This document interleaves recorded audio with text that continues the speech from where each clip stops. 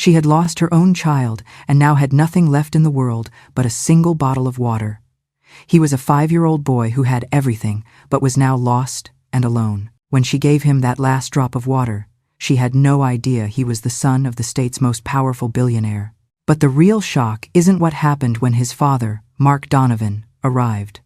It's the 40-year-old secret that connects that billionaire to this homeless woman. A secret he had long forgotten, but one that was about to change his entire life. It's wonderful to have you with us for this story. It's a powerful reminder that miracles often begin with simple acts of kindness. If these are the kinds of stories that touch your heart, we'd be so grateful if you'd subscribe and leave a like to help share that inspiration. Now, let's begin. Ruth was sitting on the sidewalk, leaning against the wall of an abandoned storefront on Broad Street, one of the busiest in Richmond, Virginia. Although at that hour, in the early morning, the street seemed like another world. Beside her, her old cloth bag held everything she owned. A frayed sweater, a yellowed photo of someone no one remembered anymore, and a plastic bottle with half a glass of water. She had spent the whole day collecting cans and cardboard to sell at the recycling center. Her back ached, her bare feet were bleeding in places, and her stomach growled, but she was used to it. It had been her life for more years than she could remember. A strange noise made her open her sleep-swollen eyes. That's when she saw him.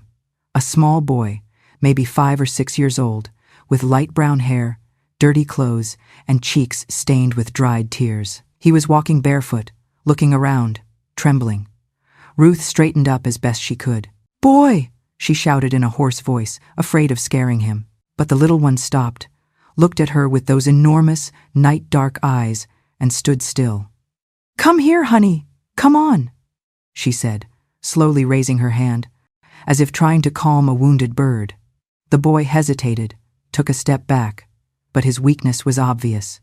His breathing was short, dry. Ruth stood up. She felt a wave of dizziness as she did, but she ignored the pain. She walked toward him. "Don't be afraid, sweetheart. I'm not going to hurt you," she whispered. The boy, exhausted, stopped resisting and let himself fall into her arms. She felt how bony his little body was. He was freezing.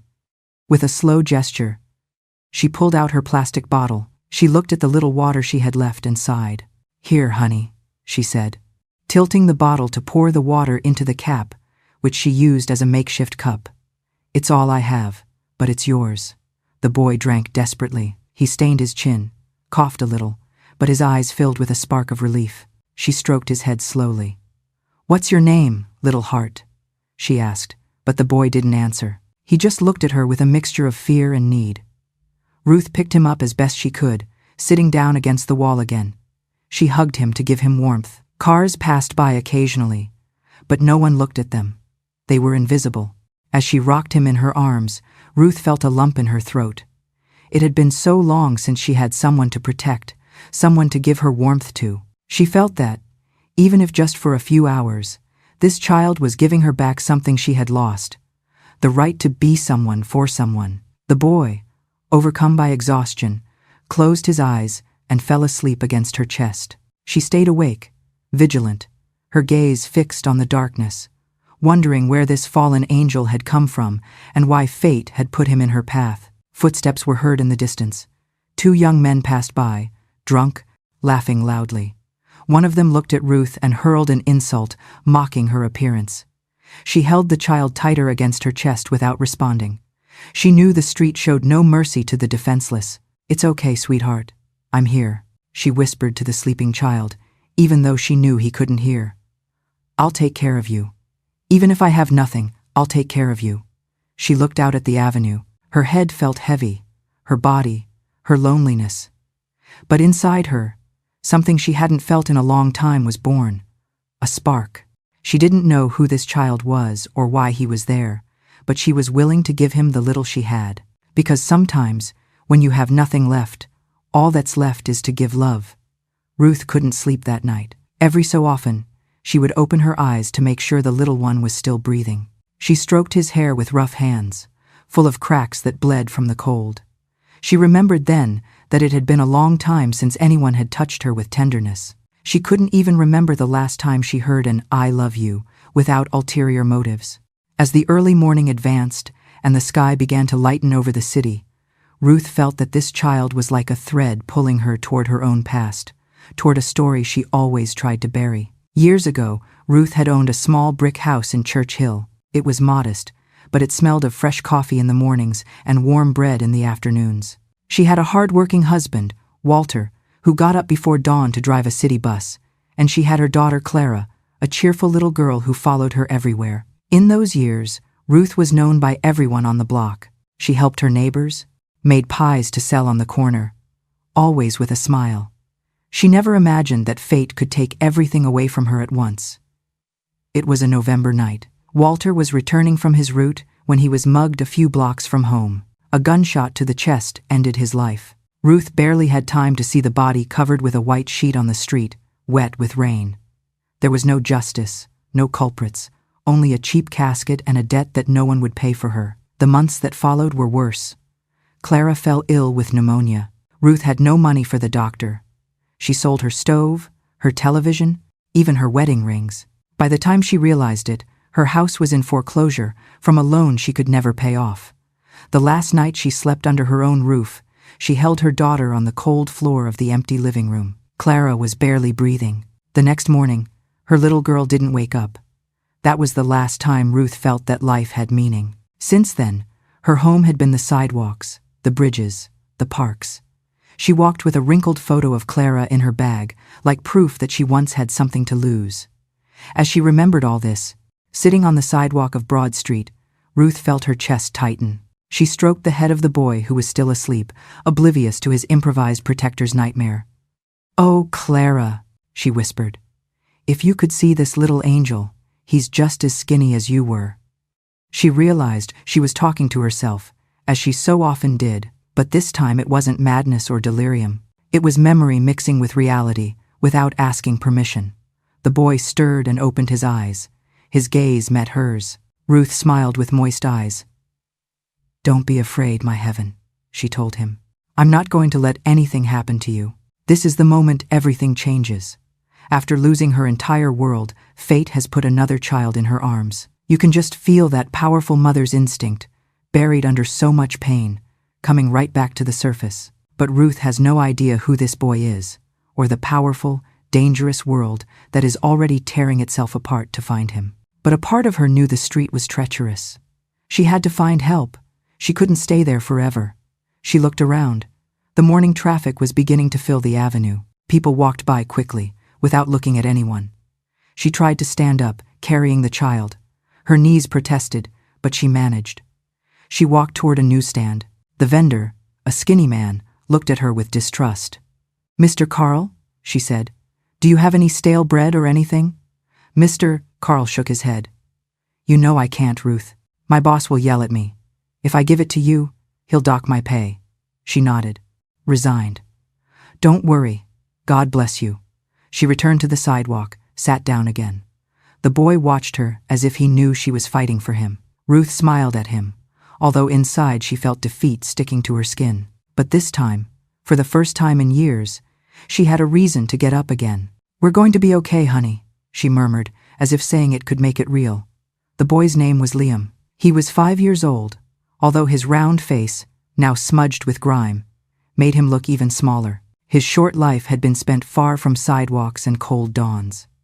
Liam slept in a large bed, in a room full of imported toys, expensive stuffed animals he barely looked at because he had no one to share them with. Ruth didn't know it, but while she was giving him warmth with her thin body, in another part of the city, in a mansion in Windsor Farms, desperation was beginning to break down walls and reveal truths that no one wanted to face. It had all started hours earlier, in the afternoon.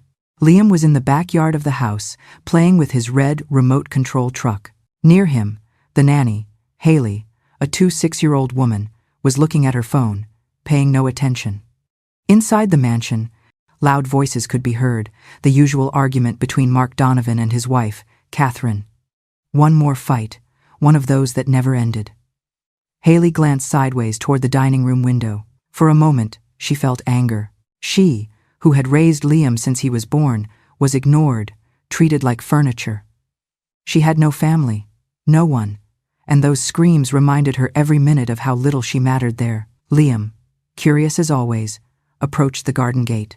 On the other side, the security guard was chatting with another employee. The side gate that led to the street was not properly closed. Haley, distracted, didn't see Liam push the gate, driven by that natural curiosity children have when no one is watching them. The little boy slipped out.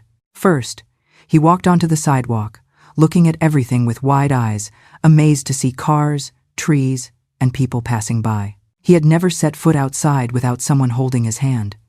It seemed fun. He kept walking. A stray dog sniffed him, startling him a little, but he didn't cry. He turned around, ran. He didn't understand that he was getting lost. By the time Haley realized it, Liam was already 2 blocks away. She screamed his name, ran after him, but the traffic, the fear, and her nerves paralyzed her. She never imagined that a few seconds of carelessness could bring everything crashing down. Liam, unknowingly, walked for hours. Sometimes he would stop to look at a shop window, to touch a lamppost. He crossed streets without knowing what a traffic light was. People saw him pass. Some spoke to him, but Liam didn't answer. He knew he was alone, but his little head didn't understand the danger. When he started to feel hungry, he sat on a curb. No one stopped. No one asked. No one imagined that this boy, dressed in expensive clothes now dirty, was the only son of the most powerful man in the state. He kept walking until exhaustion was stronger than his curiosity, and that's where, right on Broad Street, he crossed paths with Ruth. While she was remembering Clara, Liam was dreaming of his mother yelling for him to come back. In his dream, he heard his name like an echo, lost among cars and lights. And in that cold corner, without knowing it, the boy began to feel an unknown warmth, the warmth of arms that didn't belong to a nanny or a bodyguard, but to someone who held him like a son. Ruth didn't know his name, didn't know where he came from, but she had already made him hers. In the distance, among the murmurs of the awakening city, a couple of patrol cars passed by without stopping. Cars honked. Life went on. No one knew yet that a secret was being woven that night. A lost boy and a broken woman, finding each other on the most indifferent street in Virginia. Liam stirred in her arms and opened his eyes. He looked at her intently, trying to remember something, trying to pronounce words that wouldn't come out. "What's your name, sweetheart?" Ruth asked once more. Liam opened his mouth, but his dry throat only let out a thread of a voice. "Emmy, Emmy." Ruth smiled. "Liam?" she asked, guessing, almost as if she had known him forever. The boy nodded, letting out a small, broken smile. Ruth felt a tear run down her cheek. She held him tighter against her chest, determined never to let him go. As the sun began to warm the city, the Donovan mansion became a hive of shouts, phones off the hook, and slamming doors. Mark Donovan, one of the most powerful businessmen in Virginia, paced back and forth in his study, his white shirt open at the collar, his tie crooked. His gaze was lost, but every minute that passed without news of Liam ignited a fury inside him that not even his fortune could calm. In the living room, Catherine, his wife, cried non-stop, surrounded by 2 police officers and a woman with her hair pulled back who was taking notes without looking up. Haley, the nanny, sat in a corner, trembling. Her clothes were stained with sweat, and her hands were clenched in her lap. She didn't dare look at anyone. Mark came out of his study and stood in front of Haley. How was this possible? "Haley," he roared, pointing a finger at her. "You had one responsibility." The young woman could barely hold his gaze. "Sir, I saw him playing. It was just a second," she stammered. "A second," Mark repeated mockingly. "A second, and my son is lost. Do you understand? Lost in a city where children disappear every day." Catherine stood up, approached her husband, and took his arm. "Mark, please, not like this." But he shook her off abruptly. "Don't get involved, Catherine," he shouted. "You weren't here either. You were in your room crying over who knows what stupid thing while our son walked away." Catherine recoiled as if she had been slapped. A police officer tried to calm him. "Mr. Donovan, we need your help. If you know of any place the boy might have gone. Relatives, friends." Mark let out a bitter laugh. "He's a 5-year-old boy. He doesn't even know where his grandmother lives." He paused for a second, as if the word grandmother got stuck in his throat. Liam has nowhere to go. He looked at Haley again. This isn't going to be forgotten. If anything happens to my son, you will pay for every second of your carelessness. Haley started to cry, but she said nothing. She knew she had no way to defend herself. The patrol car waiting outside turned on its sirens. Several bodyguards, men in suits with earpieces, entered and exited the house, posting printed photos of Liam's face all over the neighborhood. Mark sat on the edge of a sofa, resting his elbows on his knees. He held his head in his hands. His mind was a whirlwind. It wasn't just fear. It was also the weight of knowing he was responsible. He knew he had been absent for years, buried in meetings, contracts, and shady deals that no one dared to name. Liam barely saw him, and now that he needed him, he didn't even know where to start looking. Suddenly, his cell phone vibrated. He picked it up with trembling hands, expecting a ransom call, a lead, something, but it was just his partner, asking for confirmation for a meeting in Tyson's corner. Mark threw the phone against the wall. The device shattered on impact.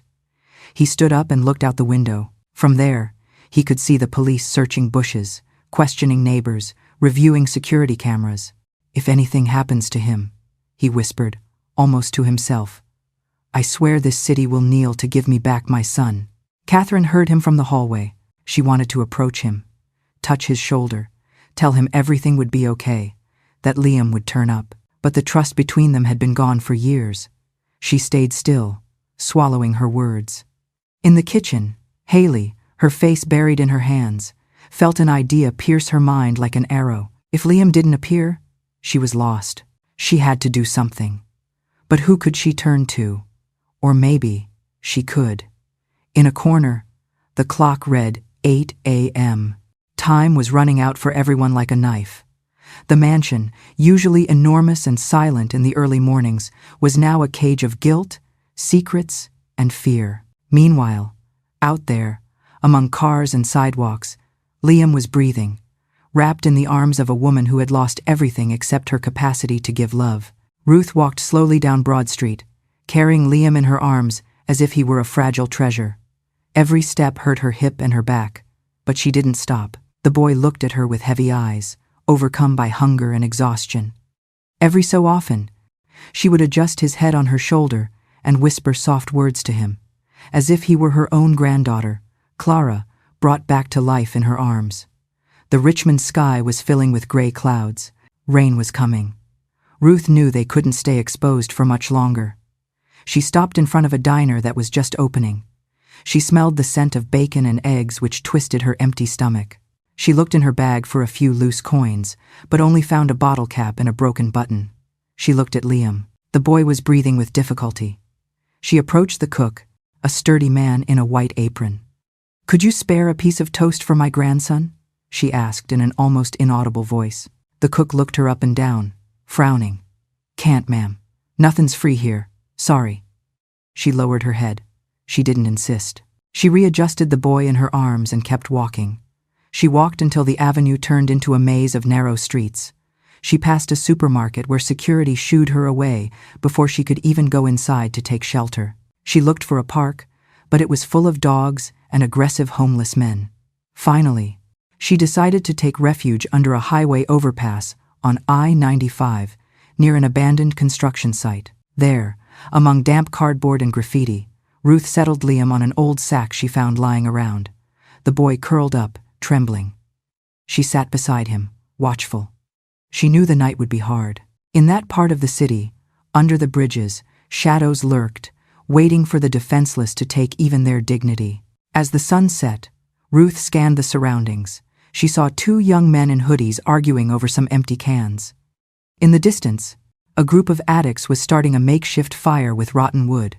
The smoke mixed with the smell of gasoline and urine. Still, this place was all she had to protect the boy. "Hold on, honey," she whispered, hugging him tightly. "Don't let the cold take you." "Yes."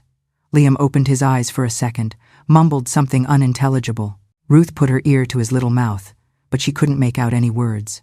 She stroked his forehead and covered him with her own shawl. Suddenly, she heard steps nearby. Two young men approached her. One had a torn backpack hanging from one shoulder. The other was smoking something that stank of chemicals. "What you got there, old lady?" one asked, pointing at the child. "That ain't yours, old woman," the other said mockingly. "Let's see what's in the bag."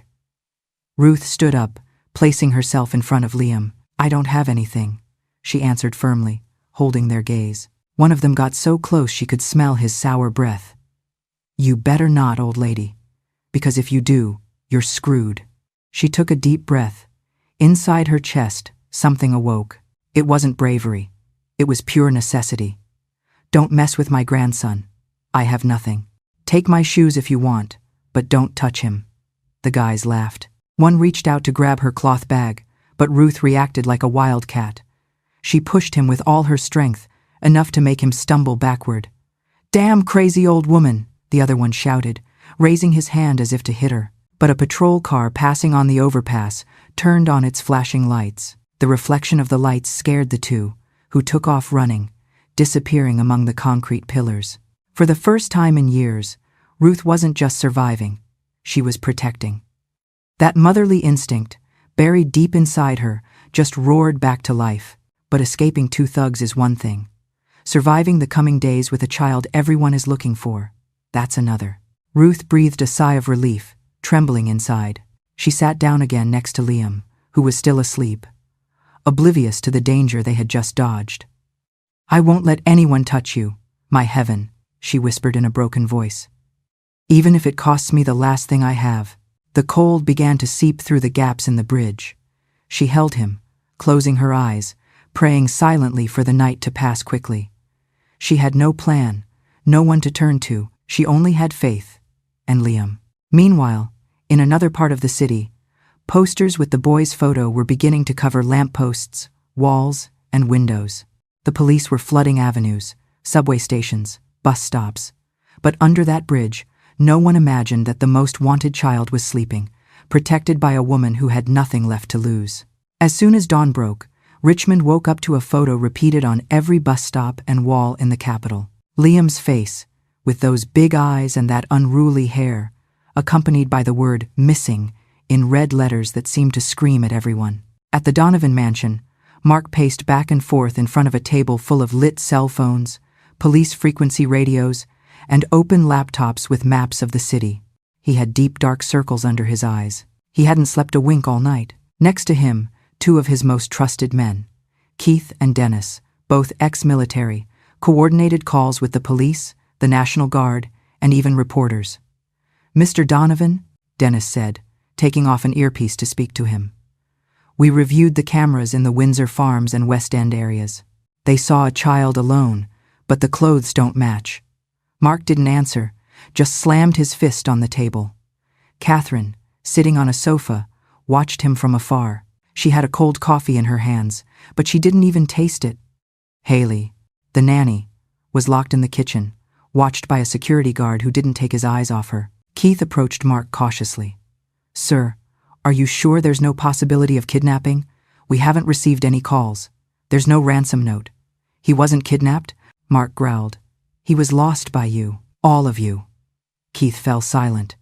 He knew arguing with Mark was a waste of time. He turned to Dennis, and they continued reviewing images captured by traffic cameras, businesses, and toll booths. Every false lead was a needle in the throat.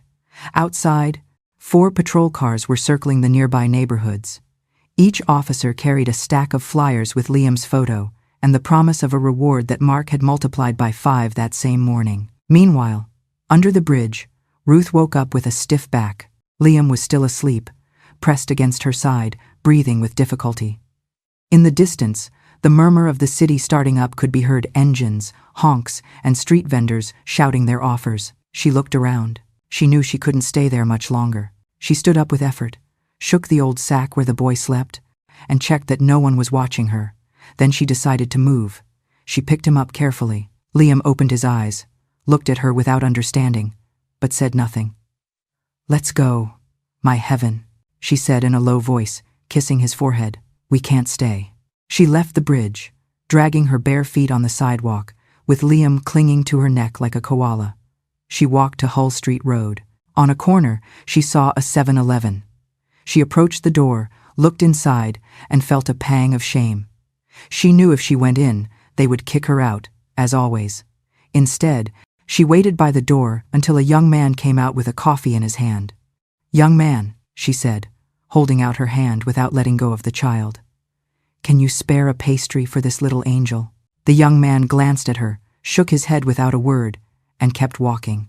Ruth sighed, sat on the curb, and hugged Liam to shield him from the wind. At that moment, 2 police officers on motorcycles stopped at the opposite corner. She saw them. Her heart skipped a beat. She instinctively moved behind a lamppost, trying to go unnoticed. She couldn't explain why, but something inside her told her not to let go of the child. Maybe it was fear they would take him away without understanding what had happened. Maybe it was the need to feel she could still protect him. The police officers put up new posters over older ones and left without seeing her. Ruth approached the post after they were gone. She looked at the damp paper taped up. Liam's photo. Her boy. Her little one. Her heart stopped. "Oh, dear God," she whispered. She understood in an instant that Liam was not just any child. She understood that someone important was looking for him. She looked at the boy, who was looking back at her, oblivious to the photo. Ruth felt a lump in her throat. A part of her thought about approaching a police officer, handing him over, telling the truth. But another part, the part that lived in fear of authority, of being invisible, of being trampled on, screamed at her not to do it. Not yet. She had to think. She had to protect him, even if she didn't know how. Meanwhile, at the Donovan mansion, Mark picked up the phone for the 100th time. His voice was hoarse, but clear. "Raise the reward. I want his face on every damn post in this city. And if anyone knows anything, have them come to me. Whatever they ask for, they'll get." Outside, the city was filling with photos, rumors, and searching eyes. Liam was becoming part of every conversation, every newscast. The relentless search had begun. But under the city's concrete skin, an old woman with nothing and a lost child walked together, far from everyone. Inside the Donovan mansion, the atmosphere had become suffocating. The lights stayed on, even though the sun was already high. Police and bodyguards came and went, checking every corner, every security camera, every phone call. Mark was sitting in front of a table covered with printouts and camera recordings, his eyes bloodshot with anger and lack of sleep. In the kitchen, Haley remained seated in silence, escorted by a burly guard who watched her without blinking.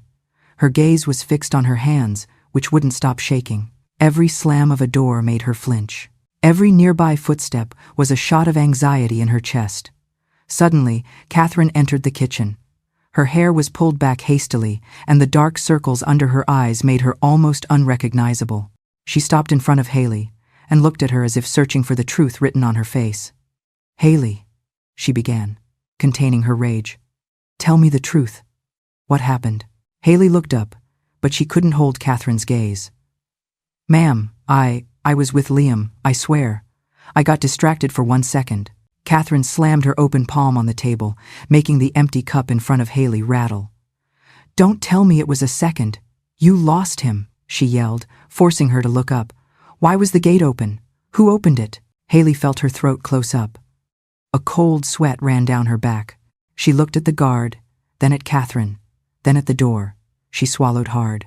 I don't know. The gate was always closed," she murmured, almost inaudibly. Catherine gritted her teeth, turned to leave, but Haley stopped her. "Wait," she said suddenly. There's something I haven't said." Catherine turned slowly, crossing her arms. "Speak." Haley took a deep breath. She had to let it out, or part of it. I heard something strange, ma'am. Someone was arguing with the guard. The side gate was left open because I saw him. He left it poorly closed." Catherine narrowed her eyes. "Are you saying it was Patrick, the guard's fault?" Haley nodded timidly. But behind that answer, something darker was hidden. A truth she would never tell outright, because the only person who opened the gate was herself. A month earlier, Haley had started receiving anonymous messages on her phone. An unknown number offered her money to facilitate a little scare for the Donovan family. Nothing serious, they told her. Just a scare to make Mark back down in some negotiations no one else knew about. Haley, drowning in debt and with no family, thought it was just a favor. No one would get hurt. She would just leave the gate open, nothing more. But when she saw Liam disappear down the street, She understood she had crossed a line of no return, and now, surrounded by police, her lie was her only protection. So, the real danger wasn't on the streets at all. It was inside the mansion from the very beginning. As Haley weaves her web of lies, Ruth is out there doing the right thing, completely unaware that this lie is about to collide with her act of kindness in the worst way possible. Catherine left the kitchen and ran into Mark, who had overheard part of the conversation. "What's wrong?" he asked through gritted teeth. "Haley says it was Patrick, the guard," Catherine replied, her voice sharp. "That the gate was left open because of him." Mark stood motionless. "Patrick," he repeated. "Where is that idiot?" Keith, one of the bodyguards, appeared at that moment. "Sir, Patrick didn't show up for his shift. He's not answering his phone." Mark felt a current of fury run down his spine. He slammed his fist against the wall. "Find him, and if he's involved in this, he better pray for his life." Catherine took a step back.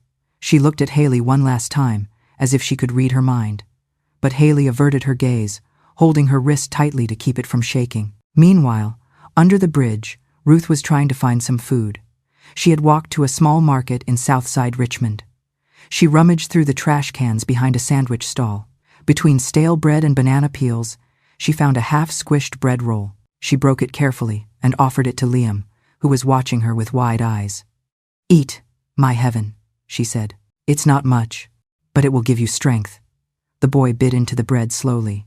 Ruth watched him, feeling a mixture of tenderness and pain. She remembered Clara biting into a piece of bread just as hard, so many years ago. As Liam ate, Ruth thought about the photo posted on the lampposts. She knew that sooner or later, the police would find them. But inside her, something told her it wasn't time to hand him over yet. She wanted to make sure Liam was strong, fed, clean. She wanted that when she returned him, he wouldn't look like an abandoned child, but a protected one. In the mansion, Mark ordered every account, every call, every connection Patrick had with the staff to be checked. Haley, sitting alone in the kitchen, took a deep breath, feeling a slight, momentary relief. She had diverted attention for now, but even she couldn't imagine that her betrayal was about to come to light, because in that house, no secret stayed buried forever. Ruth sat on a broken curb in an alley that smelled of burnt toast and exhaust fumes. She had Liam in her arms, wrapped in the shawl that had once belonged to her daughter, Clara. In front of them, a skinny dog watched them curiously, waiting for a crumb of bread to fall. Hours had passed since she managed to get that roll rescued from the trash. Liam had eaten almost all of it, but his little face was still pale. Ruth noticed the boy needed more. He needed a roof, a bath, a hot soup, things she herself no longer remembered what they felt like. It occurred to her to walk toward St. Paul's Church in Shockoe Bottom. She remembered that they sometimes gave out bread and coffee to the homeless there. With Liam on her hip, she walked slowly, dodging stares, avoiding patrol cars that circled slowly, putting up more posters of the missing boy. When she arrived at the church, Ruth found a line of people just as broken as she was. Elderly, single mothers, migrants, addicts. No one looked at her strangely when she got in line. She held Liam so tightly, he seemed glued to her chest. "It's okay, my heaven," she whispered, combing his bangs with her fingers. "Today we're going to eat well, you'll see." When it was their turn, a young volunteer in a white smock and a tired smile offered her a cup of weak coffee and a plate with half a bread roll and some beans. Ruth took the cup gratefully and sat on the steps. Liam opened his eyes, sniffed the faint aroma, and raised a tiny hand. "You're hungry, aren't you?" Ruth said. "Come on, open your mouth." She carefully broke the roll, separated half of the beans for him, used a small piece of the bread crust as a makeshift spoon, and brought it to his mouth. Liam ate slowly, cautiously, watching her out of the corner of his eye. Ruth encouraged him with a broken smile, swallowing the lump that burned in her throat. When the boy finished, she sipped some of the cold coffee, just a little. She offered the rest to him. Liam drank in small sips until he let out a faint sigh of relief. Then he rested his head on the old woman's chest. Ruth felt a shiver of tenderness. She covered him better with her shawl and closed her eyes for a second. "Dear God," she murmured, "watch over this little angel. Don't let me fail him. Not like I failed Clara." She opened her eyes and wiped away a tear with her dirty sleeve. She knew she had no right to hold a grudge against life, but every bite Liam received from her hand made her feel that maybe, just maybe, she could still cleanse some of her past. A noise distracted her. She saw 2 police officers approaching on the sidewalk, checking one of the posters bearing Liam's face. She ducked down a bit, covering him with the shawl. She pretended to adjust her wrap. She prayed they would keep walking. The officers passed by without looking at her. Ruth sighed, but she felt that time was running out. Soon, someone would see her. Someone would ask. And then, what would she do? Hand him over like this? Hungry, dirty, cold? No, she couldn't. She had to find a way to clean his little face, to get him dry clothes, a bath, something dignified. She stood up slowly, adjusted Liam in her arms, and walked toward the church exit. A street sweeper who saw her from the corner gave her a curious look, but said nothing. Ruth ignored him. She had to find a place to spend the night, one where they wouldn't bother her or see her as a threat. That night, she returned to the same bridge where she had slept before. The wind was colder. Ruth placed a piece of cardboard on the damp ground, sat Liam down, and sang softly to him, a song she remembered from when she used to lull Clara. "Sleep, baby. Sleep now," she crooned with a broken voice. Liam snuggled against her. Ruth covered him with the frayed sack she used as a pillow. The boy, exhausted, fell asleep listening to her voice. Meanwhile, a few blocks away, a patrolman was putting up more posters on the light poles. One of those papers blew in the wind and landed right near the bridge. Ruth watched it fall, swaying like an omen. She picked it up. She looked at Liam's printed face, clean, well-combed, so different from how she had him now, wrapped in her arms. She clutched the poster to her chest and looked at the city in the distance, lit up, indifferent. She knew she was doing something that couldn't last. But as long as she could give him bread, a little warmth, and a real hug, she would do it without regret. At the Donovan mansion, Mark held a cold coffee in front of the unlit fireplace. On his phone, he listened to recordings of fake ransom calls that came in constantly. Haley, locked in her room by his orders, cried, unable to erase the image of Liam crossing the open gate from her mind. And in the street, under a random bridge, Ruth stroked the cheek of the boy who, for one more night, was hers. The early morning wind slipped between the bridge pillars, lifting pieces of paper, empty bags, and dust that got in your nose. Ruth woke up when she felt Liam stir in her arms. She opened her eyes slowly. Her back ached, as if she had been beaten with sticks all night, but she said nothing. The first thing was to make sure the boy was breathing well. Liam looked at her, half awake, with those huge, scared eyes, but also filled with a new light, trust. She adjusted the shawl on his shoulders and gave him a kiss on the forehead. "Good morning, my angel," she whispered. "Today, we're going to find something yummy." "Yes." The boy didn't speak, but he wrapped his arms around her neck. Ruth felt her chest tighten. It had been years since anyone had clung to her like that. She couldn't even remember the last time she felt little arms around her. She decided to get up before someone found them there. She walked slowly down the avenue, carrying him at times, sitting him on the sidewalk when her arms couldn't take it anymore. They passed a bus stop where a driver gave them a nearly empty bottle of water. Ruth received it as if it were gold. They sat on a planter. Liam took a few sips and then offered it to her, pushing her hand. Ruth looked at him, surprised. "For me?" she asked, with a smile she could barely contain. Liam nodded. His lips were chapped, but his gesture was clear, sharing. Ruth drank only one sip, just enough not to take more from him. She stroked his head slowly. In that instant, she felt that something in her heart, something she thought had died with Clara, was reawakening. An instinct she had never been able to completely extinguish, being a mother.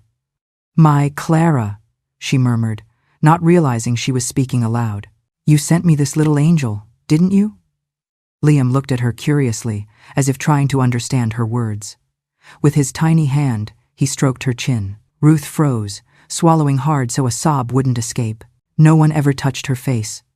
No one. "Let's go find something for breakfast," she said, getting up with difficulty. They walked to a farmer's market in the Fan district. Ruth stood near a juice stand. The owner, a man with a thick mustache and a loud voice, looked at her suspiciously. "Mister, could you spare a little juice for the boy?" she asked, lowering her head. The man huffed.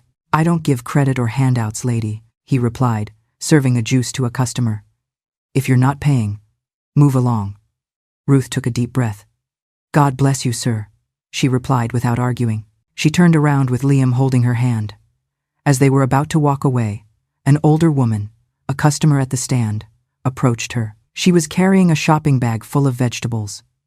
"Wait, dear," she said, rummaging through her bag. "Have this." She held out a freshly bought bread roll and a slightly bruised apple. Ruth looked at her as if she were seeing a flesh and blood angel. She took the food, almost unable to speak. "Thank you. Thank you," she whispered.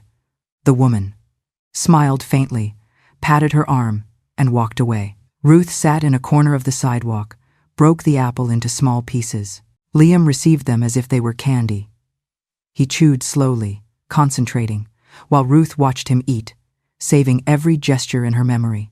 Meanwhile, at the Donovan mansion, Mark was leaning back in his office, surrounded by open folders. Keith, his trusted bodyguard, entered without knocking.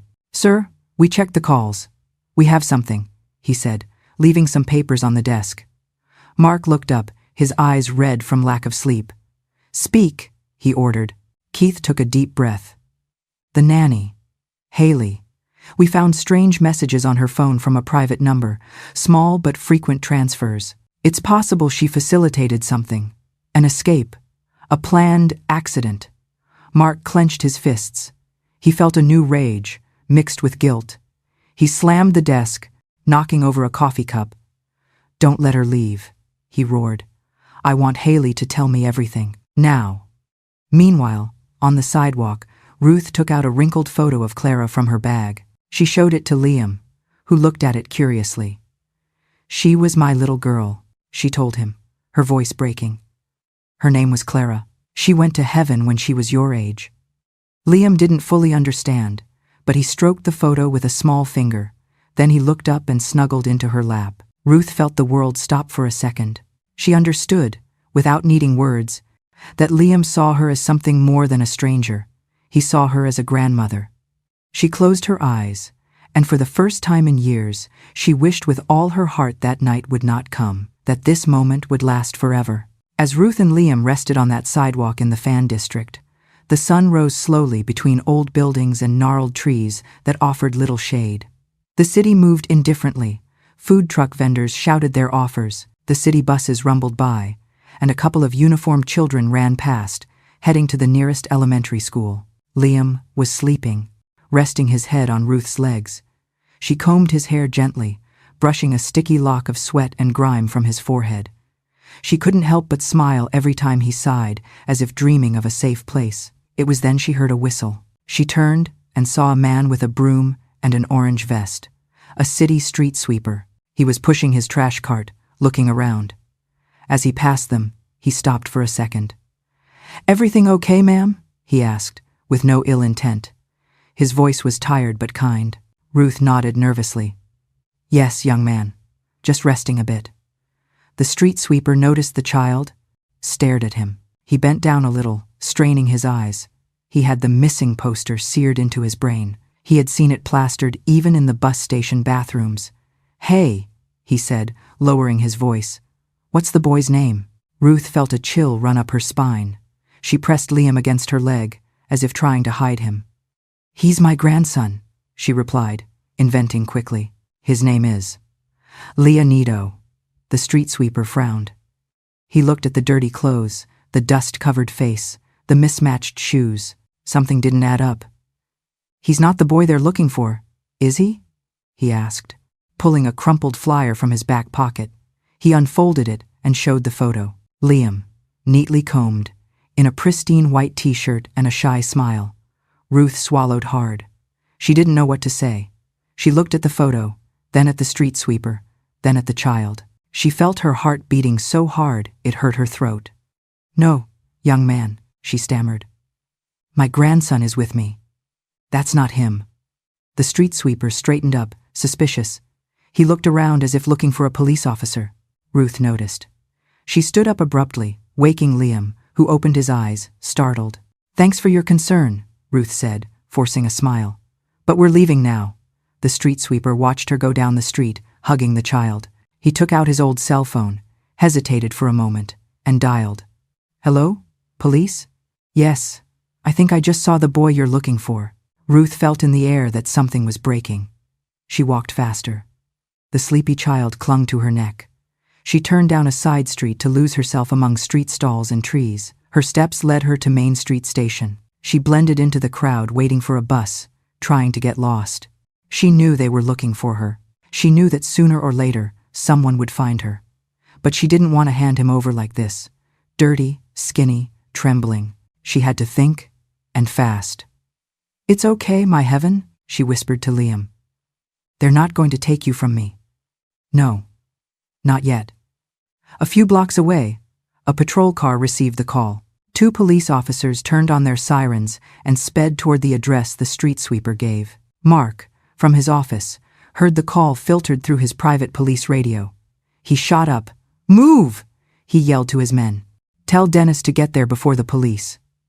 Catherine, listening from the stairs, felt a pang of hope and fear at the same time. She ran down, wanting to go out and look for him herself, but Mark stopped her with a sharp gesture. "Stay here," he ordered. "If they find him, I'll let you know. But stay here."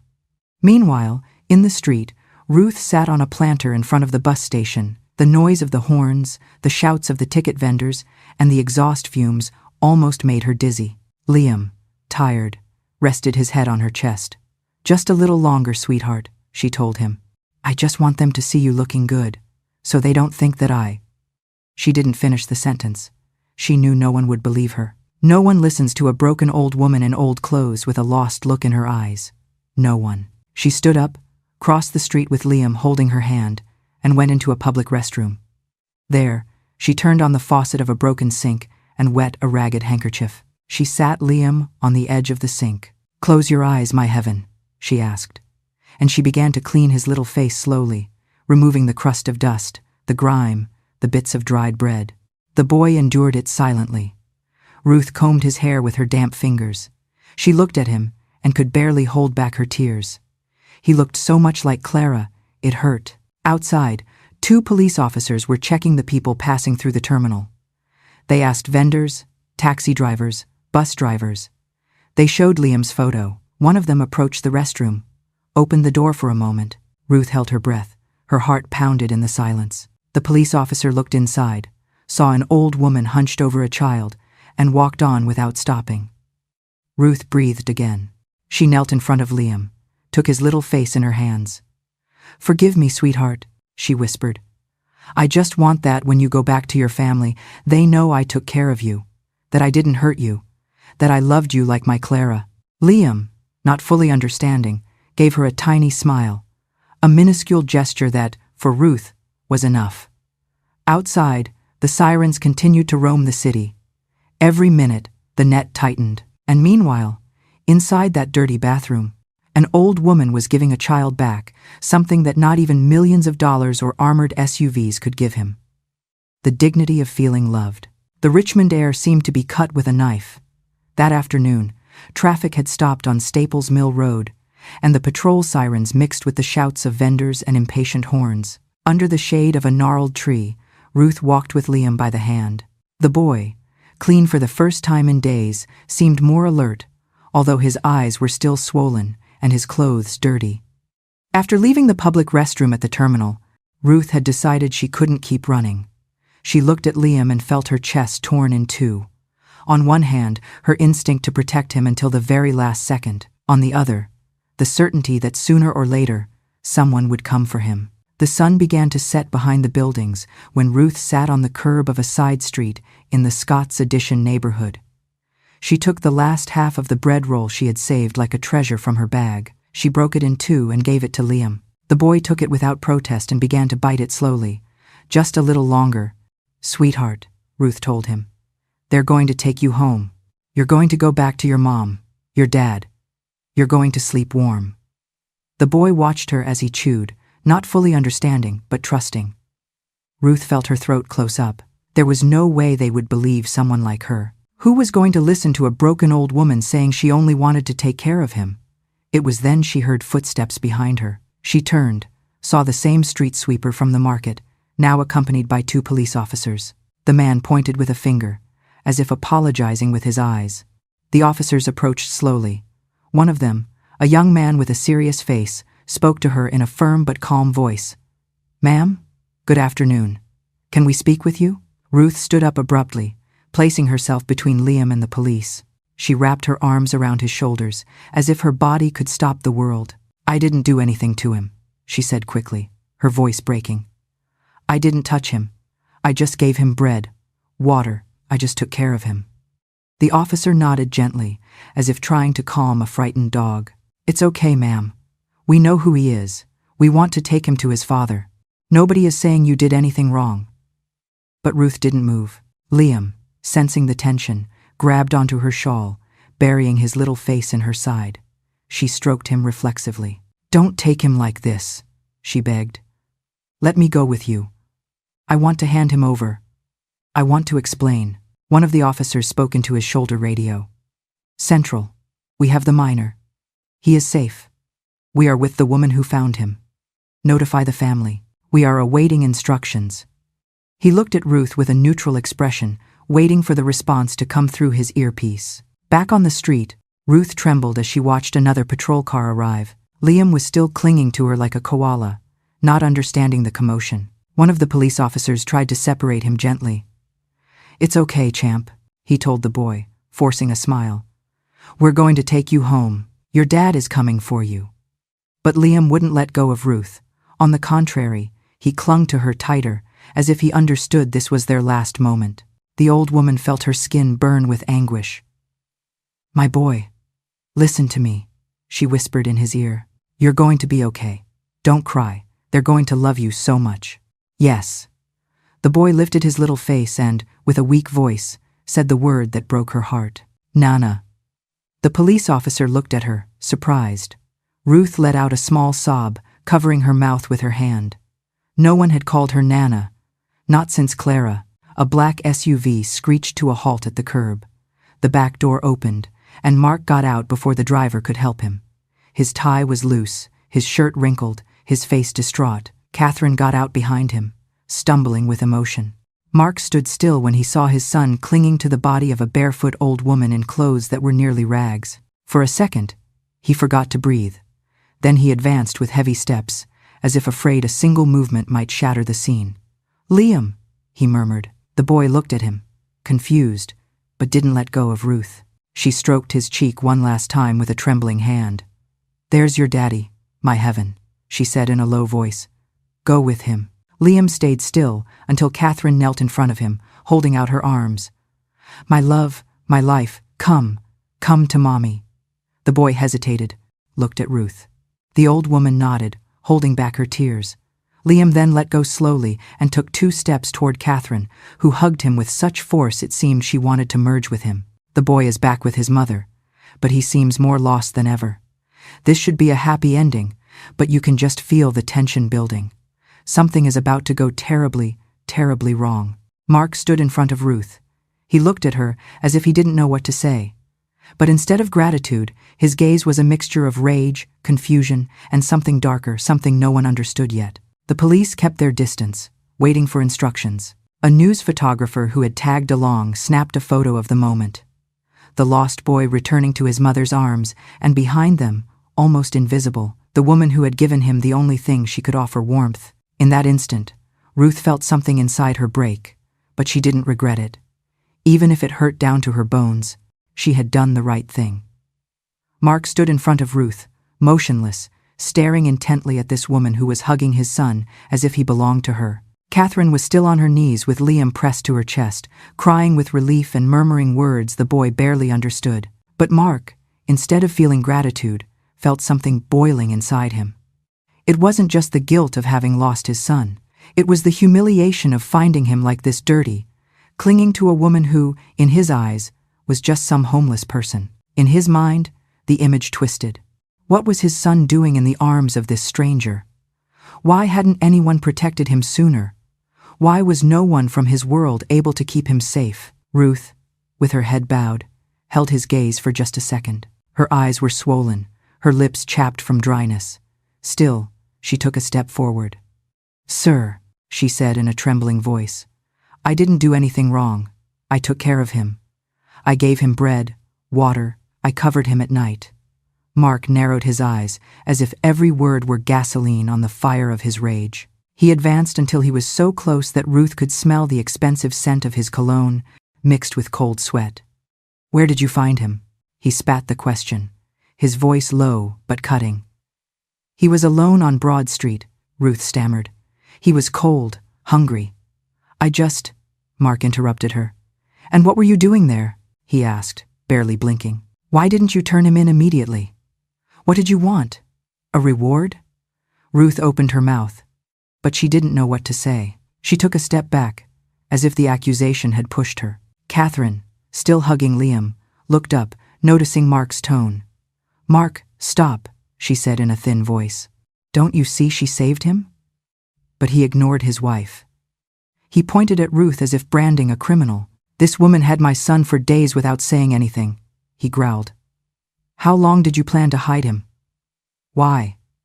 Ruth felt her throat tighten. She took another step back, but tripped on the curb and nearly fell. A police officer approached, concerned. "Mr. Donovan," he intervened, trying to calm the situation. "The woman doesn't seem dangerous. She just took care of him." "Dangerous?" Mark repeated, letting out a dry laugh. "Of course she's dangerous. She took my son. She hid him. That's kidnapping, isn't it?" Catherine stood up, still holding Liam. "For God's sake, Mark, are you listening to yourself?" She saved him. He was alone, lost. Mark was breathing rapidly, looking around as if seeking support. He saw the police, his bodyguards, a few onlookers filming everything with their cell phones. The rage mixed with humiliation was overwhelming him. "Take her in," he suddenly ordered the police. "Let her explain everything at the station.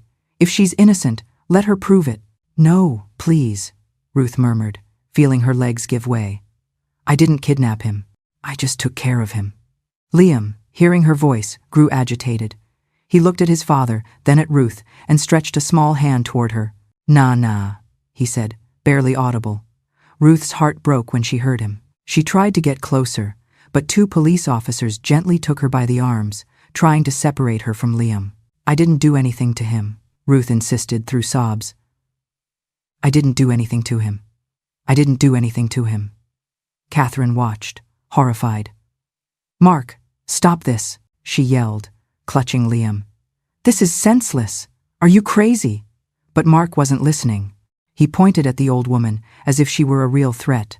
The police officers, obeying, handcuffed Ruth, not roughly, but without giving her a choice to resist. The old woman felt the cold metal on her wrists. She had never felt anything so humiliating in her entire life. As they put her in the patrol car, Liam began to cry for real. He squirmed in Catherine's arms, reaching out toward Ruth. "Nana! Nana!" he screamed, a word that echoed like a gunshot in everyone's conscience. Ruth managed to look at him through the patrol car window. She smiled at him as best she could, swallowing the pain, trying to make her last image for him not one of fear. Catherine, standing there hugging Liam, looked at Mark with a mixture of disgust and disappointment. "Have you no heart?" she said through gritted teeth. "You don't deserve 1 second of this child."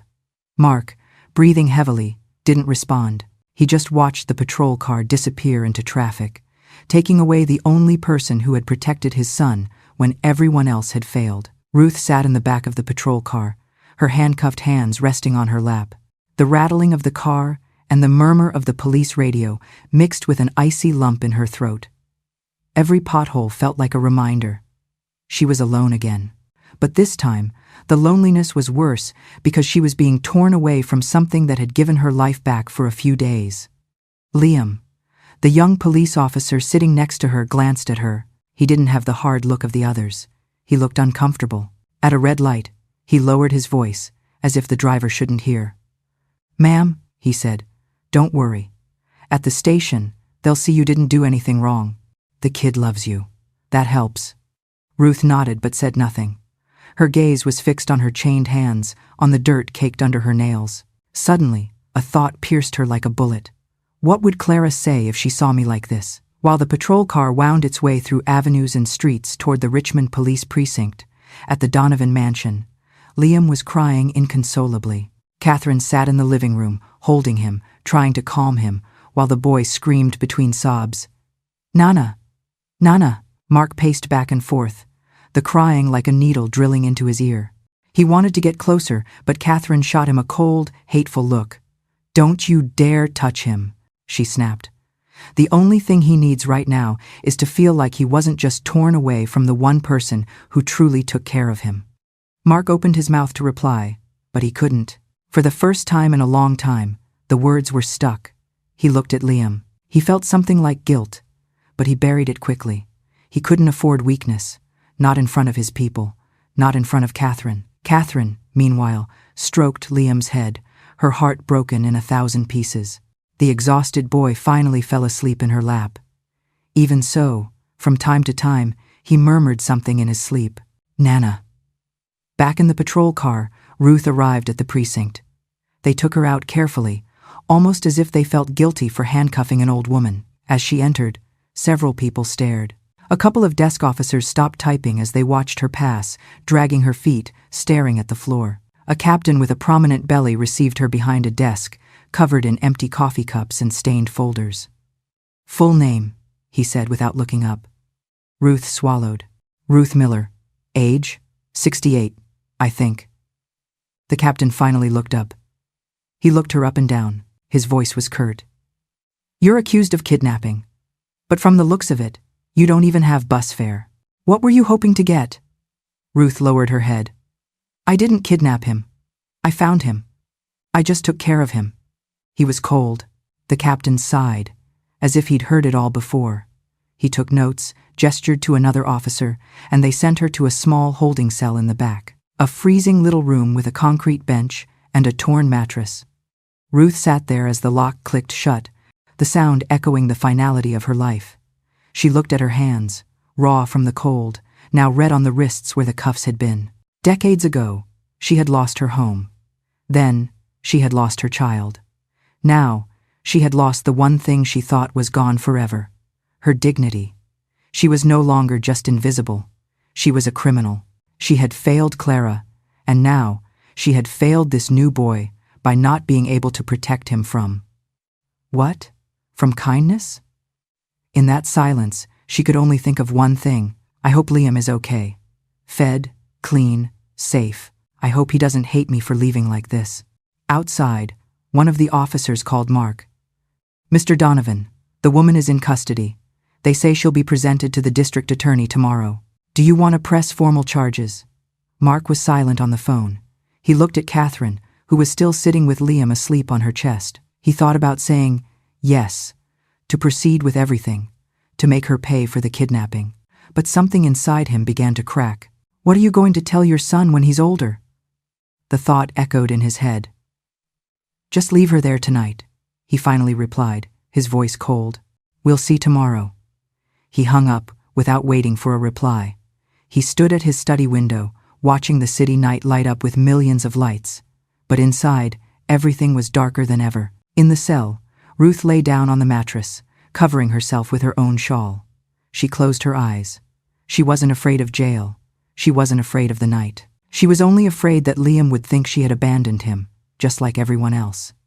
In her mind, she repeated an old prayer, one she had forgotten for decades. "God, please, take care of him. I don't care about anything else. Just take care of him. Even if I never get out of here."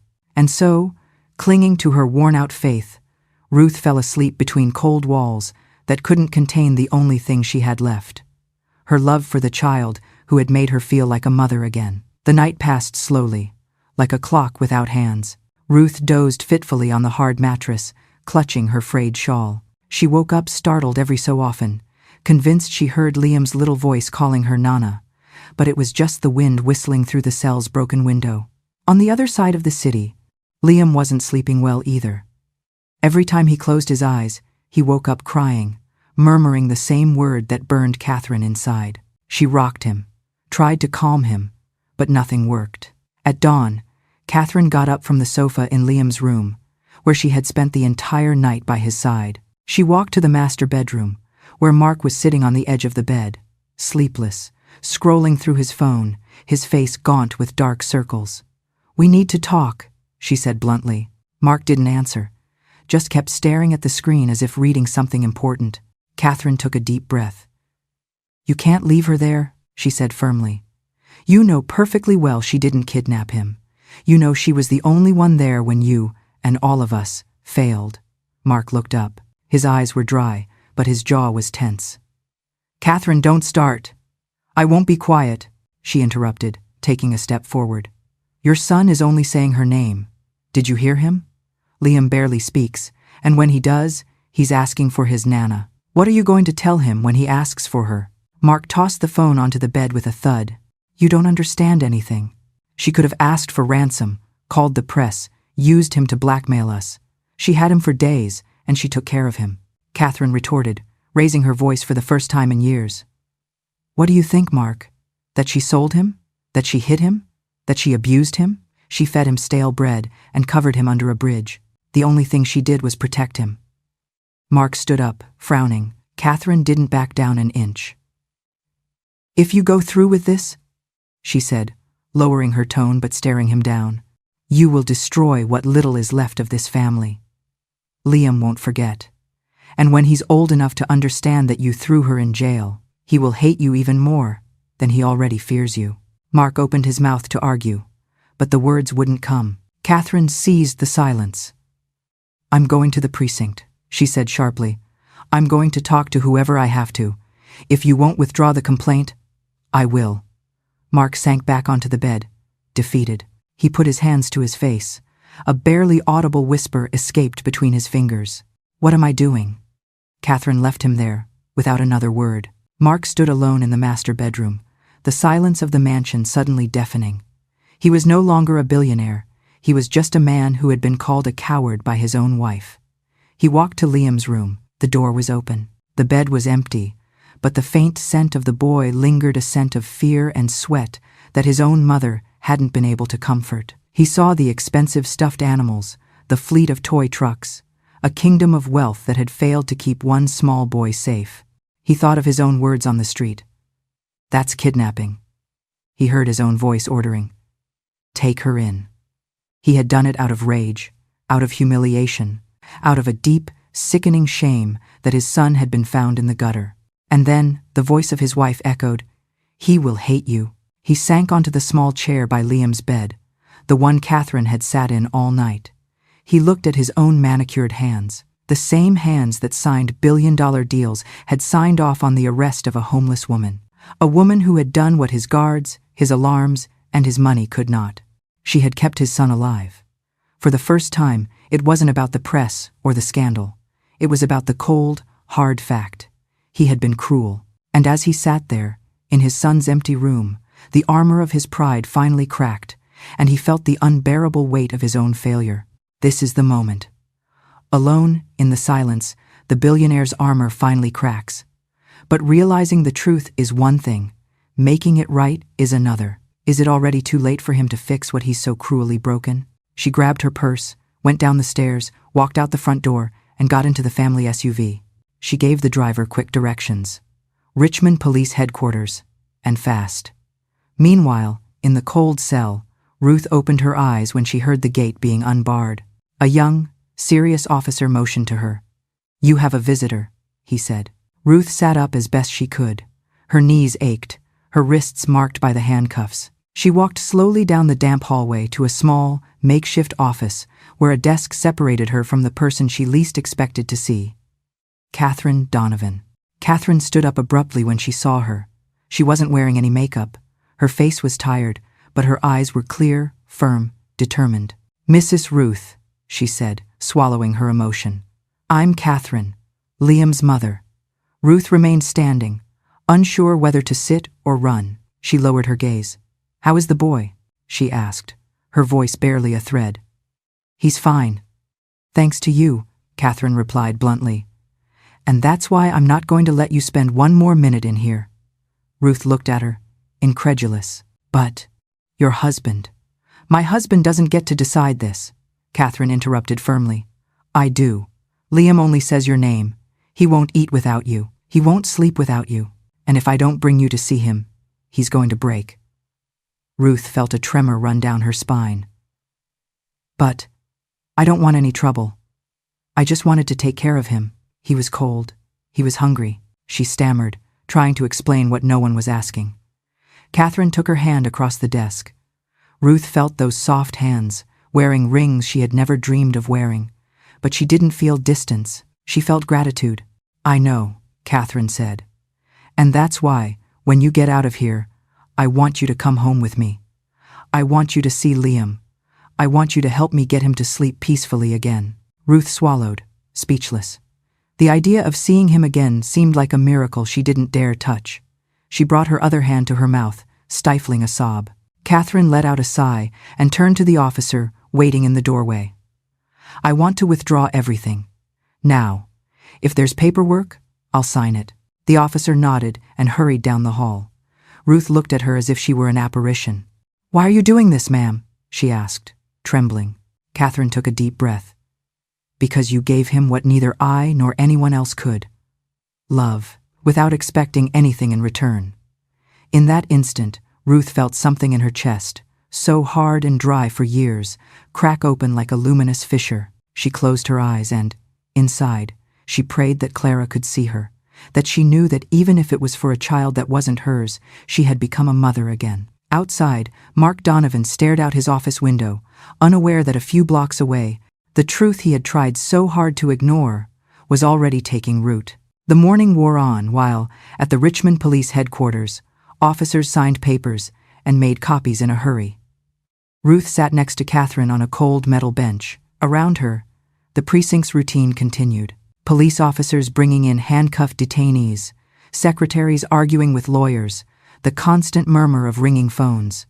But for Ruth, all of that was distant noise. Her gaze was fixed on Catherine, as if she still doubted that this woman so different from her, so well-dressed, so firm was there to get her out of that place. Every minute she repeated in her head, "This can't be real. This can't be real." Catherine, for her part, didn't move from her side. She had her purse in her lap and her gaze fixed on the door, waiting for an officer to come out and tell her it was all resolved. When the young officer returned with a folder in his hand, Catherine stood up immediately. Ruth stayed seated, as if she didn't dare stand without permission. "It's done, ma'am," the officer said, addressing Catherine. Mr. Donovan sent his signature as well. "Mrs. Ruth is cleared of all accusations." Catherine sighed, releasing the breath she had been holding for hours. She turned to Ruth and held out her hand. "Let's go," she said, soft but firm. "Liam is waiting for you." Ruth took a second to react. She stood up, trembling, her knees cracking from the cold and the days without proper sleep. She brought her hand to her wrist, as if making sure the cuffs were gone. When she felt her skin free, she allowed herself a whisper. "Thank you. Thank you. Thank you." Catherine supported her by the arm, as if she were her own mother. She led her out of the makeshift office, down the damp hallway, and through the metal gate that closed behind them like a chapter she never wanted to write. Outside, the sunlight hit her face. Ruth blinked several times, her eyes adjusting to the brightness. They got into the black SUV that was waiting. The driver opened the back door, and Catherine helped Ruth get comfortable. This was no ordinary car. Inside, it smelled new, of expensive leather. Ruth felt a wave of dizziness, as if being there made no sense for someone like her. As the vehicle pulled away, Catherine took her hand again. "You don't have to say anything," she said, before Ruth could stammer an apology. "The only thing I want is for Liam to see you and know you're okay, that he didn't lose you, too." The drive to Windsor Farms was fast and silent. Ruth watched the city pass by the window like a movie. Every traffic light was a memory. Her lost house in Church Hill, Clara asleep in her arms, the night under the bridge, the shared role, the fear of losing Liam, just as she had lost everything else. When they arrived at the mansion, the gate opened immediately. Ruth felt a lump in her throat. She had never been in a place like this. A pristine lawn, a running fountain, giant windows, a world that was not hers. But Catherine didn't give her time to hesitate. "Come," she said, offering her arm.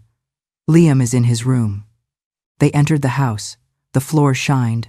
The walls smelled of cleaner, of fabric softener, of a world alien to the cardboard and cold bridges Ruth knew. They went up a wide staircase. Catherine gently pushed open a half-open door. There was Liam, lying on a huge bed, surrounded by stuffed animals, clean blankets, and a doctor checking his vital signs. When the boy saw Ruth, his eyes went wide. The nurse, who was adjusting an IV line, stepped aside at the boy's reaction.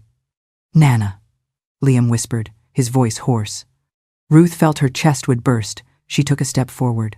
Liam stretched out his arms with that urgency only children have when they recognize the one who truly loves them. Catherine nodded with a slight gesture, giving her permission without saying a word. Ruth approached, sat on the edge of the bed, and hugged him. She hugged him tight, as if she had to weld back together all the cracks that these days apart had left in them. Liam buried his head in her chest, searching for the scent he recognized, the old shawl, the smell of cheap soap, of the street, but also of home. Catherine, standing in the doorway, felt a knot of tears she refused to let fall. She closed the door slowly, leaving them alone. Outside, Mark was waiting for her in the hallway, his face rigid. "Are you satisfied?" he said, almost in a murmur. Catherine looked him straight in the eye. "No, Mark, I'm not satisfied. But for the first time in a long time, Liam is." Mark looked down, swallowing a pride that was useless to him now. Inside the room, Ruth stroked Liam's hair, murmuring words that had nothing to do with mansions or money. "It's okay, sweetheart," she said in his ear. "I'm here now. I won't leave you alone again." And for the first time since she lost Clara, Ruth felt that life was giving her a second chance to be family. Ruth woke up early that morning. She was sitting in an armchair next to Liam's bed, her shawl covering her shoulders and her feet tangled in a soft blanket Catherine had put over her before going to sleep. Outside, the first rays of sun filtered through the thick curtains, illuminating the silent room. Liam was sleeping soundly, breathing calmly, his tiny hand trapped between Ruth's rough ones. Every so often, the boy murmured something, an incomprehensible babble, but he no longer said Nana with fear. Now he said it in his dreams, as if he knew she wouldn't let him go again. A light knock on the door made her turn. Catherine peeked her head in, a hot coffee in one hand. "Good morning, Mrs. Ruth," she whispered. "How did you sleep?" Ruth shrugged, trying to hold back a smile. "Just watching over him. Like I used to watch over my Clara," she said softly. Looking at Liam as if seeing her daughter reborn in his closed eyes, Catherine offered her the coffee. Ruth took it with both hands, breathing in the aroma as if it were a luxury her body didn't remember. "Thank you, ma'am," she said, her voice hoarse.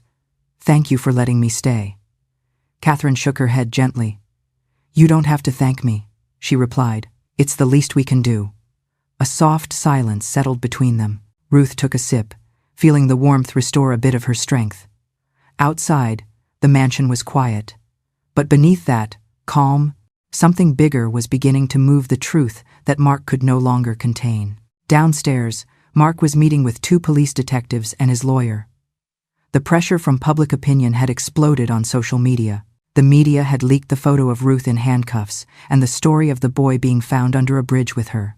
The official narrative was crumbling. "Mr. Donovan," the nanny confessed, one of the detectives reported, checking his folder. Haley admitted she facilitated the boy's exit. She was receiving transfers from an anonymous contact to leave the gate unsecured. "Everything points to an extortion attempt." Mark took a deep breath, rubbing the back of his neck. "Haley, who contacted her?" "She doesn't know," the detective replied. "She says it was an untraceable number, all via text. But we traced some of the transfers, a shell law firm. We believe someone in your own circle wanted to pressure you." Mark's lawyer intervened. "Sir, you have to clean this up. And the only one who looks like a victim here is the old woman." Mark's jaw tightened. "What about Haley?" he asked, his voice cold. "She's already in custody," the detective replied. "She's being arraigned today. We have evidence, transfers, chats. The case is solid." Mark leaned back in his chair, exhaling slowly. He didn't know whether to feel relieved or defeated. Everything had come to light. The betrayal, his mistake in accusing Ruth, the fragility of his power, Meanwhile, in the bedroom, Liam woke up. He opened his eyes slowly, looked at Ruth, and smiled without saying a word. He sat up a little, reaching for her. She put the coffee aside and moved closer, hugging him gently. Catherine watched them from the doorway, not interrupting. She saw Liam rest his head on Ruth's chest and close his eyes again, trusting, protected, an image impossible to erase. "Mrs. Ruth," Catherine said, breaking the silence, "have you thought about what you'll do after?" Ruth looked up, confused. "After, when this is all over," Catherine explained. "When Liam is well. When people stop staring." Ruth looked down, playing with the edge of her shawl. "I have nowhere to go, ma'am," she confessed, without drama. "My house, that's been gone for years. My Clara, too. I was just waiting for my time to come, you see." Catherine took a deep breath, stepped into the room, and sat beside them. She looked at Ruth as one looks at a mother one never had close. "I don't want you to go back to the street," she said with quiet firmness. "Not after everything you did for Liam. If you're willing, I want you to stay here, with us." Ruth's eyes widened. Her heart leaped so hard it hurt. She looked at Liam, who was already almost asleep on her chest again, as if he understood every word. "Here?" she whispered. "With you?" Catherine nodded. "It's not charity. It's what Liam needs. And to be honest, it's what I need too." Catherine sees what her husband couldn't. Ruth didn't just save Liam's life. She saved his heart. This is a huge step, but getting Ruth out of jail is only the first battle. The real challenge facing Mark and healing Liam is about to begin. Ruth couldn't answer right away. She just hugged the boy tighter, as if afraid it was all a dream that would vanish at any moment. Downstairs, Mark peered up the staircase. He heard Liam's soft laugh. He heard Catherine speaking quietly with Ruth. For the first time in years, Mark Donovan felt something like shame, and he knew, even if he wouldn't admit it aloud, that there was a lot to repair. But for now, all he could do was let this woman, broken by life, mend what he had destroyed, the warmth of a home for his son. Ruth sat by Liam's bed, even after the boy fell back asleep, calmer than he had been since returning to the mansion. The silence in the room was broken only by the child's soft breathing and the ticking of the clock on the wall, marking every second as if counting a new life for them both. Catherine, after that conversation that left Ruth speechless, went downstairs to find Mark, who was still standing in the hallway. They looked at each other as if they were strangers. A thick tension hung between them, made of everything they had never said and everything they knew they would have to face now. "I want you to know," Catherine said bluntly, "Ruth is staying." Mark took a deep breath, searching within himself for the courage to argue, but he only found exhaustion. "Do what you want, Catherine," he replied, his voice thin. "Just make sure they stop talking about this, that the press lets it die." Catherine raised an eyebrow. "Do you have any idea how people see us now?" she snapped. "You're the richest man in the state, and you humiliated an old woman who saved your son. That's not just going to die." Mark looked away. He felt cornered, but above all, defeated. Keith, his trusted bodyguard, appeared in the corridor, carrying a folder. "Sir," Keith interrupted, uncomfortable. "Haley has been presented to the DA. The press found out. There are reporters outside." Mark made a vague gesture with his hand. "Keep them away from the house." But Catherine stepped forward. "No, let them see," she ordered, looking Mark in the eye. "Let them see that that woman is paying for what she did. And let them all see who really saved him." "Ruth." Keith nodded without another word and retreated. Mark sat on one of the hallway benches, holding his head in his hand. He felt a weariness that didn't come from work or the scandal, but from something deeper, a crack he was struggling to accept. Catherine took a deep breath, lowered her voice. "Mark, Liam needs to see you. Not like this. Not yelling. Not ordering the arrest of the only person who truly cared for him." Mark didn't answer. He just stared at the floor, his jaw tight. For a moment, Catherine thought she saw in his eyes the boy he once was, lonely, proud, not knowing how to ask for forgiveness. Meanwhile, in the room above, Ruth watched Liam's sleeping face. Every so often, she would cover him better with the blanket, brush his bangs, and give him a kiss on the forehead. She repeated to herself, over and over in silence, "Thank you, God. Thank you for loaning him to me. even just for a little while longer. A soft knock on the door made her turn. It was a housemaid, dressed in a gray uniform and a white apron. She was carrying a tray with sweet pastries, hot coffee, and a glass of warm milk. "Mrs. Ruth," the young woman said with a shy smile, "Mrs. Catherine asked me to bring you breakfast, and for the boy, if he wakes up." Ruth stared at the tray as if it were something she didn't deserve. She nodded her thanks, not knowing what to say. The young maid placed the tray on a small table and leaned in a little. "I saw you on TV," she said suddenly, lowering her voice. "Thank you for taking care of the boy. Everyone here says you're a little angel because you protected him." Ruth felt an unexpected warmth in her face. She smiled, tears filling her eyes without permission. "I didn't do anything, child," she replied, barely audible. "I just held him." The young woman nodded and left, leaving her alone again. Ruth broke off a piece of pastry, tasted a bite, and sighed. She couldn't remember the last time she had eaten something so soft, so sweet. It tasted like childhood, like happy days, like Clara. She looked down at Liam. The boy opened his eyes for just a second and murmured, his voice hoarse, "Nana, I'm right here, my heaven," she answered immediately. "I'm still here." Liam smiled faintly and closed his eyes again, clinging to her shawl as if it were a shield against the world. Catherine went back upstairs, peeked into Liam's room, and found Ruth sitting up, feeding crumbs of pastry to the half-awake child. "Everything okay?" Catherine asked, entering on tiptoe. Ruth nodded with a tired smile. "Everything's fine, ma'am. He's warm. He's fed. That's all that matters." Catherine stayed for a moment, watching them. Then, without thinking too much, she approached, knelt in front of Ruth, and took her hand. "Thank you," she said, her voice cracking in a way she never used with anyone else. "Thank you for giving me back my son." Ruth shook her head.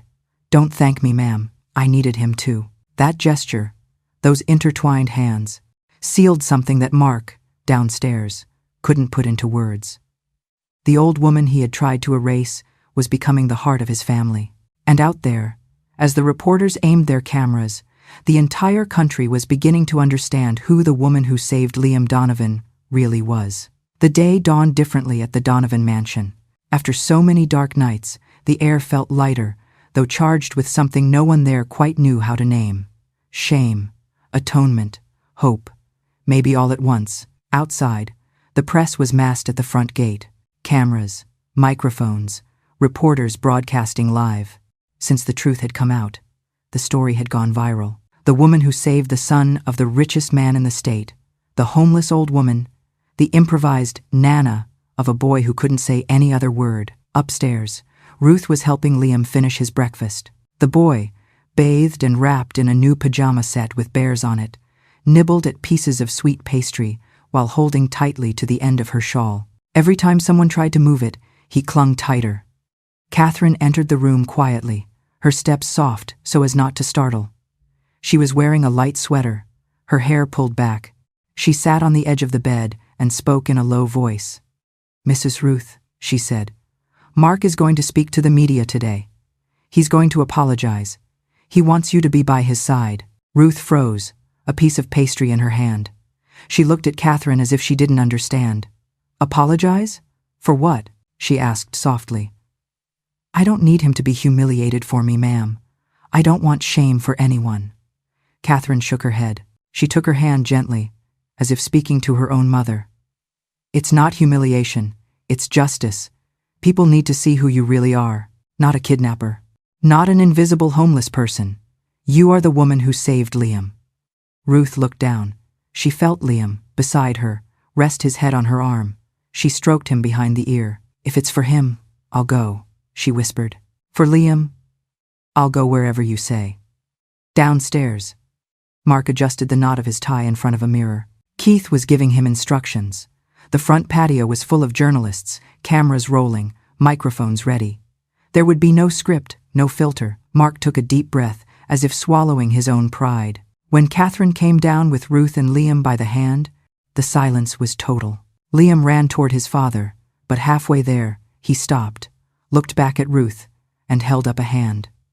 She nodded. Only then did the boy hug Mark, who lifted him awkwardly, as if holding a piece of his own conscience. Outside, the cameras aimed immediately. Mark walked out onto the patio with Liam in his arms, Catherine at his side, and Ruth one step behind. The flashes blinded them all. Mark took a breath. He looked at Ruth before opening his mouth. "Thank you all for being here," he began, his voice firm but hoarse. "Today, I am not here as a businessman or as the man many of you know. I am here as a father and as a man who made a terrible mistake."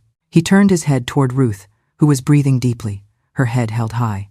Liam, in his father's arms, reached a hand toward her. Mark continued. "I accused this woman of something she never did. I humiliated her. I doubted her heart, and while all of us failed my family, my security, myself, she gave the only thing she had: a hug, a piece of bread, and hope." Catherine took Mark's free hand, giving him the strength not to stop. "Mrs. Ruth," he said, looking her straight in the eye, "I apologize. Here, in front of everyone. I'm sorry for not seeing what you did for my son. I'm sorry for not understanding that sometimes the person who has the least is the one who gives the most." Ruth breathed, looked down, and then stepped closer. She placed a trembling hand on Liam's head, stroking him. "I've already forgiven you, sir," she said clearly. "From the first day I saw this little angel sleeping in my arms." The reporters captured every second, microphones high, cameras broadcasting the moment to the entire country. Mark felt the weight in his chest loosen, just slightly. For the first time, what he was doing wasn't a speech, it was an act of truth. Liam babbled a soft, "Nana," holding out his arms. Mark slowly let him down, letting him run to Ruth. She crouched down, hugged him, and lifted him slightly, holding him with all the tenderness her back could manage. Catherine looked at the press, then at Ruth and her son. Then she said, loud enough for everyone to hear, "Mrs. Ruth is not a stranger. As of today, she is part of this family. And what she did will never be forgotten. Her dignity has been restored in front of the whole world. But an apology can't erase the past. This is a powerful new beginning, but the story isn't over. The biggest secret of all is still buried, and it's about to be uncovered." The flashes popped over and over. In every photo, the unimaginable was captured. The woman who slept under a bridge, who shared her stale bread, who carried a yellowed photo of her dead daughter, was now holding a child in her arms who called her Nana. And in front of all of America, it was impossible to look away. Mark closed his eyes for a second, understanding, deep inside, that there were things all his money could never buy. Ruth kissed Liam's forehead, and as the crowd murmured and applauded softly, she felt, for the first time in a long time, that life was giving her back something she thought was buried forever: dignity. The next morning dawned clear, almost warm for Richmond.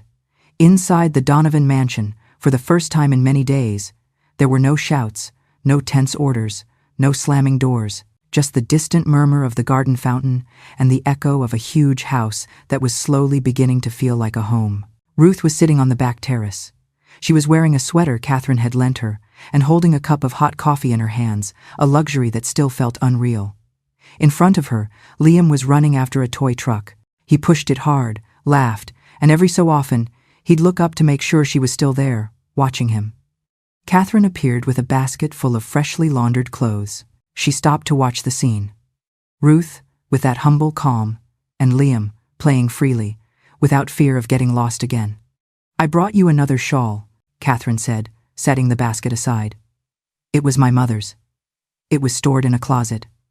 New." Ruth took the neatly folded garment, as if it were fragile.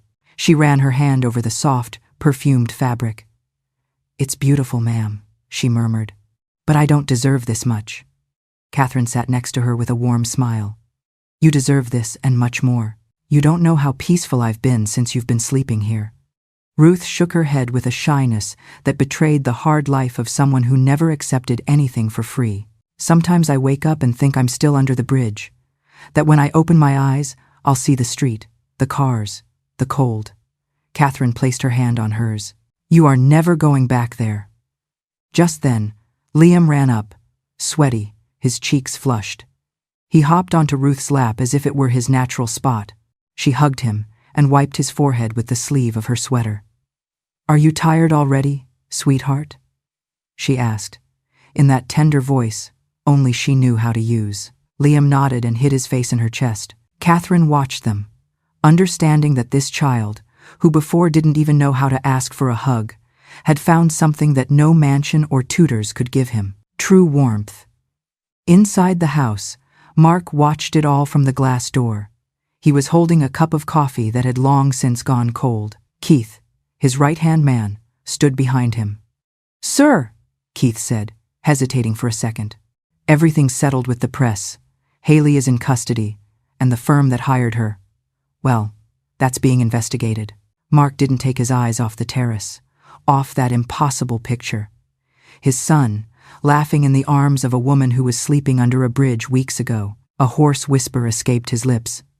"You know what the worst part is, Keith?" he asked, not expecting an answer. "I never would have found him without her." Keith said nothing. He knew that sometimes his boss needed to say these things without wanting advice. Mark took a deep breath, left the cup on a table, and opened the door to go outside. Catherine saw him approach. Ruth did too. There was a second of uncomfortable silence, as if everyone was bracing for an apology that still felt heavy. Mark crouched down to Liam's level. "Hey, champ," he said, trying to smile. "Are you behaving for Nana?" Liam looked at him seriously, as if evaluating if he could be trusted. Then he nodded and turned, hugging Ruth tighter. Mark let out a dry laugh, a mix of relief and resignation. He looked at Ruth and lowered his head for a moment. "Thank you, ma'am," he murmured, barely audible. Ruth shook her head gently. "You don't have to repay anything, sir. Children aren't repaid." Mark stood there, not knowing what to say. Catherine took his arm, looking at him with a calm she alone could have after all this. "Let's go have breakfast together," she said. "The four of us." Ruth looked at Catherine, surprised. "The four of us?" Catherine leaned in. She stroked Liam's cheek. "If you're staying, we're family, Mrs. Ruth. No one else sleeps under a bridge here." Mark swallowed, feeling an unfamiliar weight in his throat. For the first time in a long time, he had nothing to order, to command, to buy. He just sat down next to this old woman, watched his happy son, and let the silence repair a little of what his arrogance had broken. Ruth hugged Liam, feeling the soft beat of his heart. She closed her eyes for a second, murmuring a prayer for Clara. "Look at us, daughter. I'm not alone anymore." And for the first time, without cardboard, without cold, without fear, Ruth felt that this mansion was more than just high walls. It was a place where she could finally be part of a family again. The afternoon breeze gently rustled the curtains in the main living room of the Donovan mansion. Outside, the garden was filled with Liam's laughter as he played with a truck under the shade of a tree. Near him, Ruth watched over him, sitting on a stone bench, wrapped in her new shawl, the one Catherine had rescued from her mother's closet. Every so often, Ruth would close her eyes, listen to the murmur of the leaves, and allow herself to dream that Clara was there, watching alongside her. Inside the house, Mark held an old folder he had found among forgotten papers. It was a stained folder, creased at the corners, that someone had filed away as worthless. When he opened it, he found something that made him sit down. A photograph. A young woman, hair pulled back, a shy smile, and behind her, himself, but as a child, standing next to a red bicycle. He looked at the image, perplexed. He turned it over and read the date, 1987. Behind it, in simple handwriting, a name, Ruth Miller. Mark felt his heart lurch. He walked to the window. Outside, Ruth was laughing softly as Liam showed her an insect trapped in a plastic jar. The sound reached him like an echo of something he thought he'd forgotten. Catherine entered the living room silently. She saw the folder in Mark's hands. She stopped beside him. "What is that?" she asked, curious. Mark didn't take his eyes off the photo. "It's her," he said, his voice hoarse. "Ruth. Almost 40 years ago." Catherine moved closer. She looked at the photo, then at her husband. "How?" she stammered. Mark took a deep breath, his gaze fixed on the past. "When I was a kid," he began, measuring every word. "My mother wasn't around much. My father traveled all the time. I barely spoke to anyone, except her." He showed the photo to Catherine, as if seeking confirmation that he wasn't imagining it. "Ruth was my nanny," he continued. The one who took care of me when my parents were gone. The one who made me dinner, told me stories to get me to sleep. I didn't remember her, or I didn't want to, until today. And there it is. The 40-year-old secret. She wasn't just a stranger, she was the first person who ever showed him love. Fate brought her back, not just to save his son, but to save him. What happens now will bring this entire story full circle. Catherine felt a chill. She looked out the window again. Ruth was playing with Liam, just like in the photo. Only now, it was Liam laughing instead of the lonely boy Mark had once been. Does she know? Catherine asked softly. Mark shook his head. No, I don't think so. Or maybe she does, and never wanted to say. Catherine breathed deeply, trying to put so many loose pieces together. You have to talk to her. Mark hesitated. For a moment, he felt his legs refuse to move, but then, overcome by something stronger than his pride, he left the living room and crossed the lawn. Liam saw him coming and ran toward him, holding the jar high. Dad, look! He shouted, excited. Mark smiled, crouching down to look. He ruffled his hair and looked up at Ruth, who was watching him, not understanding why he had that photo in his hand. Mrs. Ruth, Mark said, his voice calm, almost fragile. Can we talk? Ruth looked at him, intrigued. She stood up slowly, leaving Liam on the bench with his trapped treasure. Mark held out the photo. She took it with trembling hands. When she saw the image, her breath caught. This boy, she murmured. This boy is you. Mark nodded. And this woman is you. He paused, feeling the words get stuck in his throat. Why? Why did you never say anything? Ruth swallowed. She sat down again, as if the weight of the truth was too much to bear standing. You were a good boy, she whispered, not looking at him. I was with your mother when she traveled. I made you soup. I combed your hair before bed. When your mother passed, your father let me go. He gave me money. A letter of recommendation. I never heard from you again. Mark listened, not blinking, every word opening a hole in his memories. I didn't remember, he said, his voice weak. Or I didn't want to. I don't know. Ruth looked up, holding back tears. You don't have to remember. The important thing is that Liam doesn't forget who held him when no one else was there. Mark took a step forward. He knelt in front of her. For the first time, he wasn't the businessman, the untouchable man. He was just a son, talking to the woman who had silently loved him when no one else did. Thank you, he said, barely a whisper. For me, and for him. Ruth placed her hand on Mark's head, just as she had done so many years ago. She blessed him in silence. She felt that, somehow, life had closed a strange, painful, and beautiful circle. Liam, from the bench, watched them, not fully understanding, but happy to have them both, his father and his Nana, together. No secrets. That night, as the city lit up its millions of lights, Ruth sat at the dinner table with Catherine, Mark, and Liam. They ate hot soup. They laughed at simple things. No one talked about money or contracts, just about games, stories, dreams. For the first time in decades, Ruth didn't have to hug an old photo to feel like a mother. Now she had a child who called her Nana. And, unsaid, another son who had found her again. Ruth Miller didn't just save a lost boy that night. She saved the man that boy would become by reminding his father of the man he was meant to be. She didn't gain a fortune. She didn't ask for a mansion. She received something far greater, the one thing she had lost. She was no longer a woman mourning a Clara. She was now, and forever, a Nana. And in the end, Mark Donovan learned the lesson his billions could never teach him. A house is just walls, but love. Love is what makes a home. If this story reminded you of the power of kindness to heal generations, type home in the comments. Thank you for being with us. Subscribe for more stories that prove hope is never lost. God bless you.